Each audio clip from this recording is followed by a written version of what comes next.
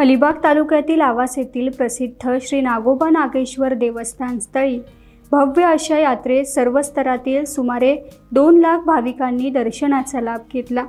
यामध्ये अलिबाग, खारेपाट, रेवस, बोडणी, उरण, करंजा, नवी मुंबई, मुंबई, ठाणे, पुणे व महाराष्ट्र राज्याच्या कानाकोपऱ्यातील बहुसंख्य भाविकांनी श्री नागेश्वराचे दर्शन घेतले।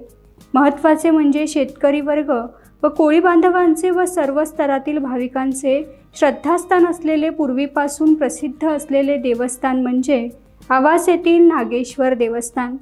या देवावर भाविकांची दृढ श्रद्धा असून भाविकांच्या नवसाला पावणारे देवस्थान म्हणून अनेक भाविक नवस फेडण्यासाठी येत असतात। सदर यात्रा वैकुंठ चतुर्दशीच्या दिवशी भरते, म्हणजे त्रिपुरा पौर्णिमेच्या आदल्या दिवशी। आणि या यात्रेला संपूर्ण महाराष्ट्रातून भाविक येतात। जवळजवळ 1 ते 1.5 लाख भाविक या यात्रेला दर्शनासाठी येतात। ही यात्रा 300 ते 400 वर्षाची परंपरा या यात्रेला आहे आणि भाविक दरवर्षी भरपूर येत असतात। नागेश्वरच्या यात्रेने संपूर्ण महाराष्ट्रातील यात्रेची सुरुवात होते। यावर्षी नक्कीच पावसाच्या सावटामुळे आमच्याकडे कशी यात्रा नियोजनबद्ध करायची याची समस्या होती, पण नागेश्वराच्या कृपेने नक्कीच दरवर्षीप्रमाणे यात्रा निर्विघ्न पार पडलेली आहे।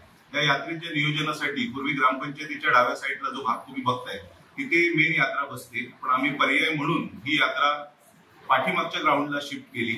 आतापर्यंत पावसाचा काही व्यत्यय आलेला नाही आणि आता राहिलेला वेळ थोडासा राहिलेला आहे आणि निर्विघ्नपणे यात्रा पार पडेल। याच्यामध्ये प्रामुख्याने बैलगाडीने अलिबाग पासून ते वेगवेगळ्या भागातून लोक येत असतात। त्यांचं नियोजन करणं, यात्रा शिफ्ट झाल्यामुळे त्यांना कुठे जागा देणं, त्यांच्या पाण्याचा प्रश्न असेल, इतर प्रश्न असतील, ही सर्व जी समस्या याच्यावर मात करण्यासाठी आवासमधील ग्रामस्थ, ग्रामपंचायतीचे कर्मचारी आणि सर्व स्तरातून मोठ्या प्रमाणात आम्हाला योग्य नियोजन आणि मार्गदर्शन मिळालं। त्यामुळे प्रत्येकाने श्रम घेतले। खास करून मी आज या ठिकाणी Alibag police station, Mandwa police station यांचे सर्वांचेच आभार मानेन की त्यांनी 40 ते 50 प्रमाणात पोलीस मोठ्या प्रमाणात आम्हाला उपलब्ध करून दिले। त्यामुळे नियोजन करणं हे फार सुंदर झालं। खास आवास फाटा इथून वन वे ठेवलेला होता आणि जाण्यासाठी वेगळा मार्ग दिलेला होता, त्यामुळे बरीचशी यात्रा सुखर पार पडली। हे खूपच श्रद्धेसाठी महत्वाचं ठिकाण आहे। लोकांचे नवस येतात आणि ते पूर्ण केलेले जातात। प्रामुख्याने पाऊस झाल्यानंतर शेतीचं पीक झालं की त्याचं पहिलं कणीस घेऊन शेतकरी वर्ग आपल्या आवास गावामध्ये देवळामध्ये ते ठेवण्यासाठी येत असतो। आणि तुम्हाला मी सांगितलं त्याप्रमाणे पूर्वी यात्रा बलुतेदारी पद्धतीमध्ये चालायची। शेतकरी वर्ग जो असेल तो भाताच्या याच्यामध्ये सुकी मच्छी घ्यायचा, इतर प्रमाणात चालायचं।